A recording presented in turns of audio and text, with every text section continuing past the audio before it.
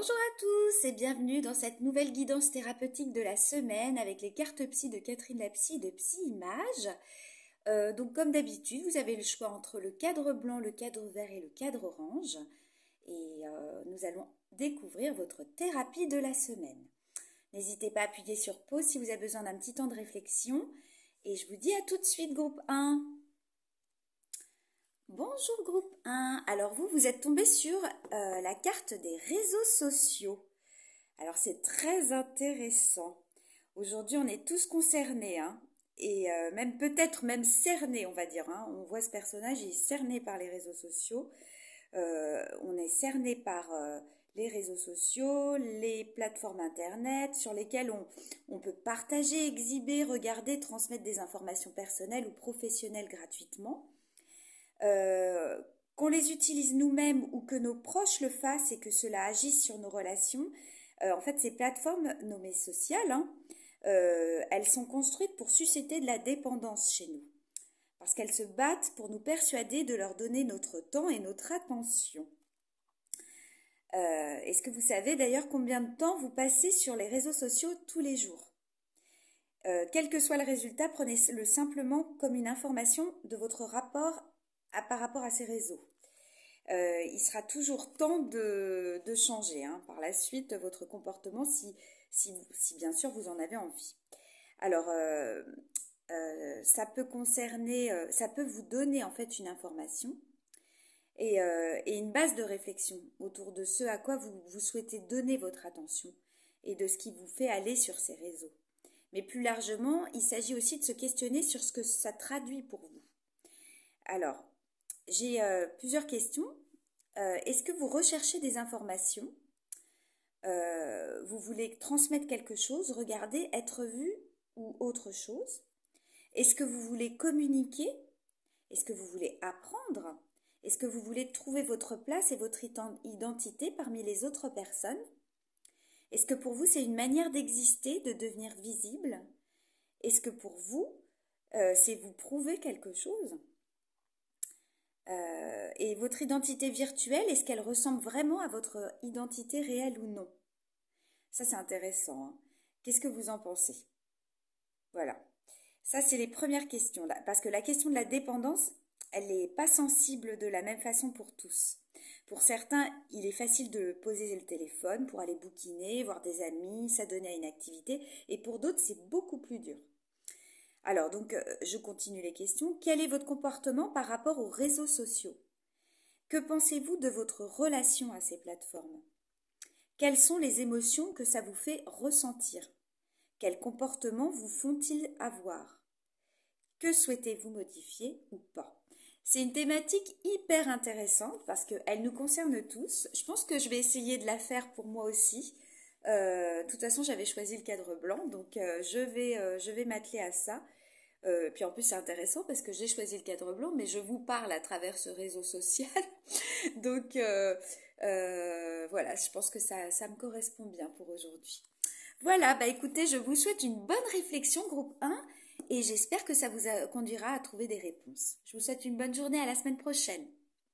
Bonjour groupe 2, alors vous avez le regard des autres. Alors ça c'est drôle parce que la première carte, le premier tirage du groupe 1, c'est les réseaux sociaux. Donc on est vraiment quand même sur l'interaction avec ce regard intrusif sur nous, sur l'image qu'on donne, sur l'image oui, cette image qui nous concerne tous. Alors il faut savoir qu'au début de notre vie de bébé puis d'enfant, le regard qui a été porté sur nous a été en fait identifiant. Par leur regard et leur attention, les personnes qui prenaient soin de nous nous ont construits en fait. Et nous avons cru aux qualificatifs dont on nous a affublés, aux surnoms qu'on nous a donnés, aux caractéristiques qu'on nous a attribuées, qui sont devenues des choses que l'on a crues. Elles sont devenues en fait notre identité. Alors pourtant, le plus souvent, ce regard sur nous, il n'était pas objectif. Il résultait de l'avis et de l'idée des adultes autour de nous. Et cet avis est en lien direct avec leur personnalité, leur humeur, leurs attentes et leurs besoins, et pas nécessairement en lien avec nous. En grandissant, on garde une part de cette sensibilité au regard des autres sur nous. Il arrive qu'on continue à croire au jugement des autres sur nous. À la façon dont ils nous regardent, on peut ressentir de la honte ou de la fierté. On se dit qu'on n'est pas une bonne personne ou qu'au contraire et puis qu'on n'a pas de valeur et qu'en conséquence on ne sera pas accepté par les autres.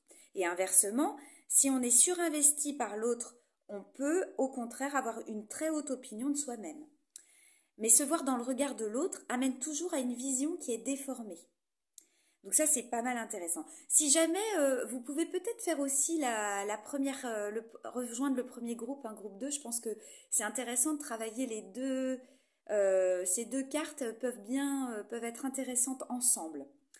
Alors, pour vous, les questions. Croyez-vous à ce que les autres pensent de vous?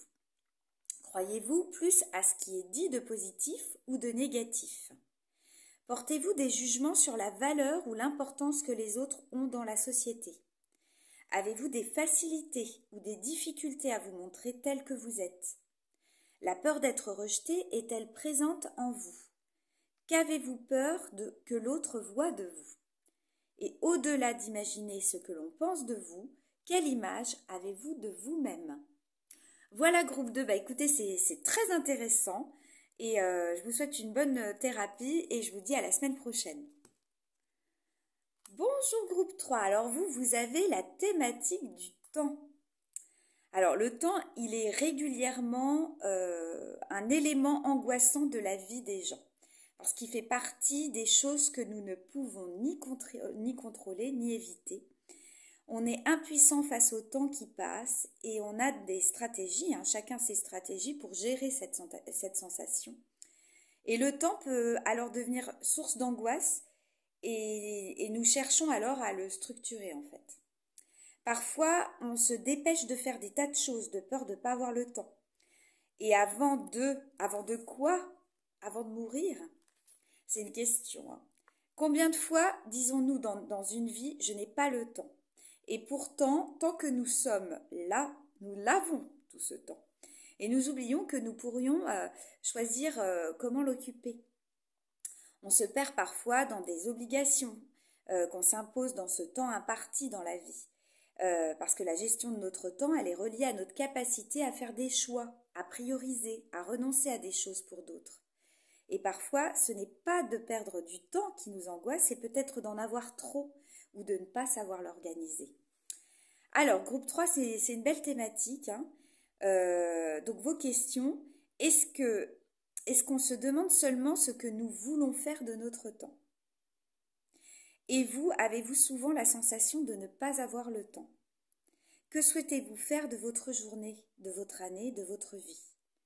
Avez-vous la sensation de perdre votre temps, de le subir, de le fuir, de le prendre ou de bien le vivre? Le temps vous a-t-il déjà angoissé? Si oui, comment et pourquoi? Structurez-vous beaucoup votre temps? Et si oui, pourquoi? Voilà, groupe 3. Écoutez, bonne réflexion, bonne thérapie. La thématique est super. Et je vous souhaite une très bonne semaine et je vous dis à la semaine prochaine. Au revoir.